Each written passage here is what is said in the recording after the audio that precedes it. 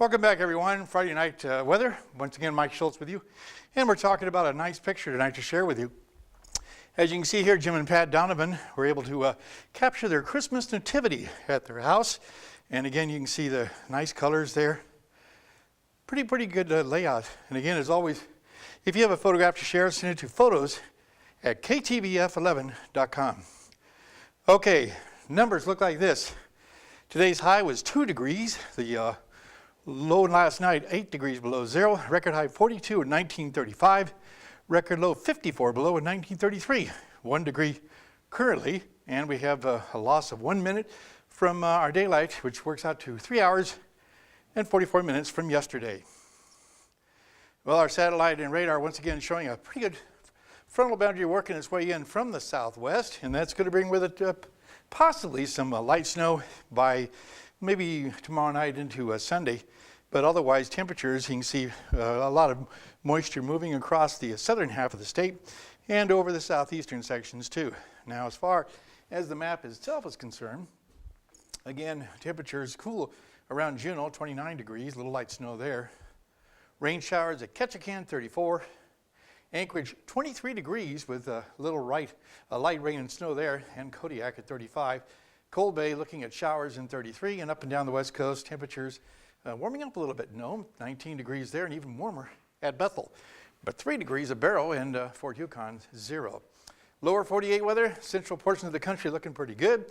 Over the Great Lakes, a little bit of activity. In fact, even maybe some lake effect snows, bringing the first snows of the year into Buffalo. And across the west coast, another storm system really cranking up here, bringing a lot of moisture and, rain and snow all the way down to near San Francisco. And speaking of the lake effect snow, whiteout conditions are possible tonight and tomorrow night across the Great Lakes from Cleveland right up to Buffalo, with travel delays and whiteout conditions, something they haven't seen for all year, so finally they're getting their taste of winter just in time for Christmas. Now, the jet stream for early next week is expected to once again become zonal west to east, bringing again a lot of moisture across the Pacific Ocean all the way across to the Great Lakes, and down to the south, temperatures should warm up. Okay, our weather fact for today, well, in 1988, Sheridan, Wyoming had a high temperature of 68 degrees. That was 7 degrees warmer than the Key West, Florida area, which was a really unusual situation going on then. Again, thanks to Mount McKinley Bank for sponsoring our kids' weather. And as I've been saying all week, when they return from Christmas vacation, January 5th, the kids from Salsha Elementary School will be our guests. Here's the forecast for the rest of Alaska for tomorrow. In the northern sections, fog and snow showers for Barrow, little winter weather advisory for the Nome area, and cloudy skies for Fort Yukon. Here in the interior, we'll be looking at cloudy skies at Fairbanks, partly cloudy skies for Delta Junction, and gusty winds to 45 miles per hour in the Healy area.